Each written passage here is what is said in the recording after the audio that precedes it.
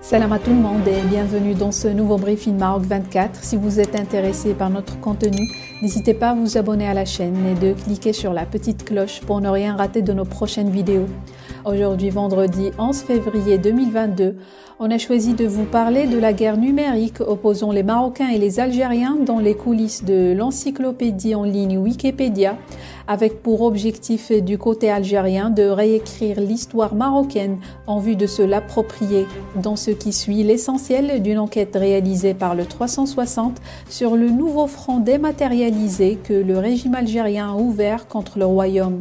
Depuis quelques semaines, les pages Wikipédia qui entraient au Maroc ont été prises littéralement d'assaut par des pirates informatiques algériens qui ont modifié le contenu. Un sabotage dans les règles qui vise à modifier le récit national et l'héritage culturel du royaume. Le thé à la menthe ne serait pas marocain mais algérien. Idem pour l'huile d'argan, les cornes de gazelle, la tangia marrakchia, la pastilla ou encore, dans un registre historique cette fois-ci, la dynastie des Almohades. Et la liste est longue.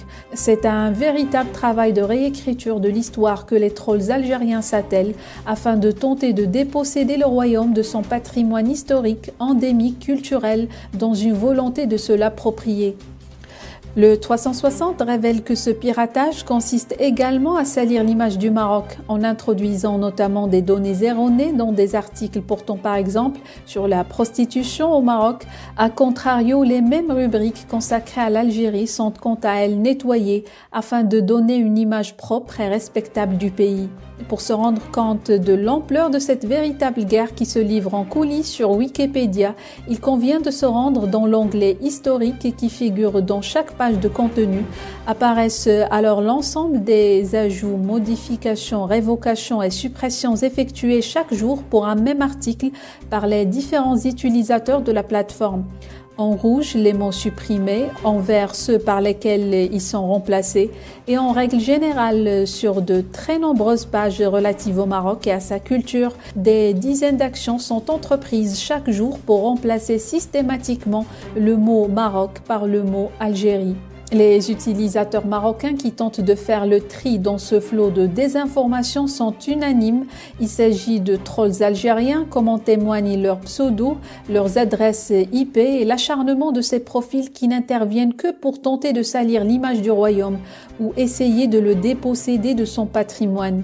Le 360 rajoute que ce travail de sape a été dénoncé sur Twitter par plusieurs internautes, utilisateurs de la plateforme Wikipédia et qui œuvrent autant que faire se peut à contrecarrer les modifications effectuées par les trolls algériens en supprimant le contenu mensonger qu'ils intègrent et que Wikipédia enregistre pour le remplacer par de vraies données sourcées.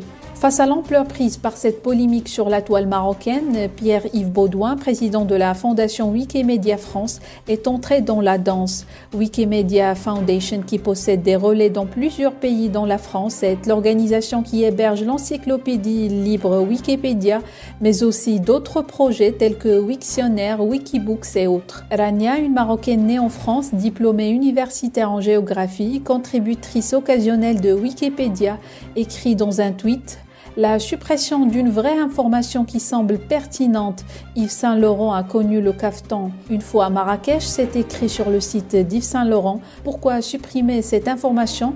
Warren 18 et King DZ ont participé à ces modifs. Pierre-Yves Baudouin répond: il y a 130 courageux volontaires qui, au lieu de s'indigner sur les réseaux sociaux, se sont formés, font des recherches bibliographiques, améliorent les articles et modèrent l'encyclopédie. Un message et un ton qui ne passent pas auprès des internautes marocains. Pierre-Yves Baudouin rétorque alors: je vois surtout des personnes faire n'importe quoi sur Wikipédia parce qu'elles ne connaissent pas les règles de fonctionnement de l'encyclopédie, alors on ne peut pas écrire n'importe quoi sur Wiki. Les modérateurs n'arrêteront pas de supprimer ces modifications non sourcées. S'ensuivent plusieurs échanges houleux entre le président de la fondation Wikimedia France et la twittosphère marocaine qui ne comprend pas que ce piratage en règle des pages marocaines ne soit pas pris en compte par la plateforme. Le 360 a donc contacté Pierre-Yves Baudouin pour en savoir plus sur sa position et sa réponse est la suivante. Tout d'abord, je ne constate pas de travail de désinformation actuellement sur les pages mentionnées sur les réseaux sociaux. Il s'agit surtout de modifications annulées car les personnes ne maîtrisent pas le fonctionnement de Wikipédia et ne veulent visiblement pas se former en faisant référence aux informations non sourcées ajoutées au contenu. Questionné par le 360 sur le rôle de modération et le travail des administrateurs, censés garantir la crédibilité du contenu de la plateforme et dont il fait d'ailleurs partie, celui-ci explique que la modération est faite par des bénévoles principalement.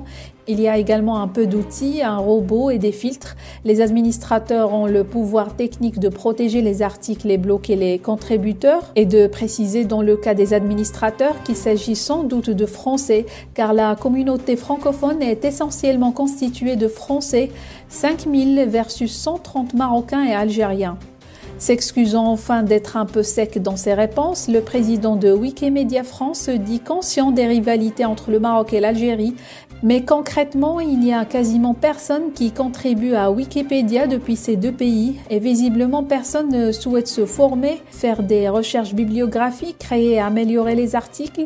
Je suis conscient que ça prend du temps, mais quand je vois le temps passer sur les réseaux sociaux par certains, ça me désole car Wikipédia peut être un outil pour promouvoir sa culture, ses passions et son pays. Le 360 a contacté aussi Ismail Znebr, cofondateur de Wikimedia Maroc, créé en 2015 et contrairement à son homologue français, celui-ci a constaté un travail de sabotage patent de la part d'utilisateurs algériens de l'encyclopédie collaborative en ligne. C'est un véritable cheval de bataille, confie-t-il, interrogé par le 360. Pourtant, poursuit Ismail Znebr, nous avons toujours été assez proches de Wikimedia Algérie, avec qui nous avons des rapports assez cordiaux, mais une chose devient évidente compte tenu des nombreuses attaques subies par les pages marocaines. Soit Wikimedia Algérie n'a pas forcément conscience de tout ce qui se passe, soit il ferme les yeux, explique celui qui a confondé Wikimedia Maroc à une période où tous les pays arabes avaient un portail, y compris l'Algérie qui était déjà bien avancée en comparaison au Maroc, qui n'avait pas encore créé son propre groupe d'utilisateurs. Ils sont bien structurés, ils sont plus anciens que nous, ils sont nombreux et je pense que quelque part, ils n'ont pas grand-chose à faire. Sans compter qu'il y a peut-être une incitation et des fonds qui leur sont dévoués car ils sont très réactifs. Au Maroc, nous sommes peu nombreux et nous faisons face à des soldats numériques. La bataille sera dure à remporter pour le Maroc et pour cause, si Wikimedia Maroc compte certes quelques milliers d'utilisateurs en termes de contributeurs réguliers, on n'est pas plus d'une centaine car ça reste du bénévolat, poursuit Ismail Znebr.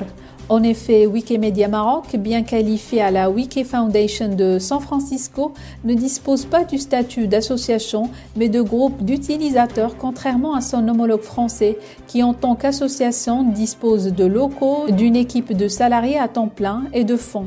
Quels sont les recours pour contrer ce piratage? C'est la question qui se pose et qui pourrait être résolue, partiellement du moins, de bien des manières et sur le long terme.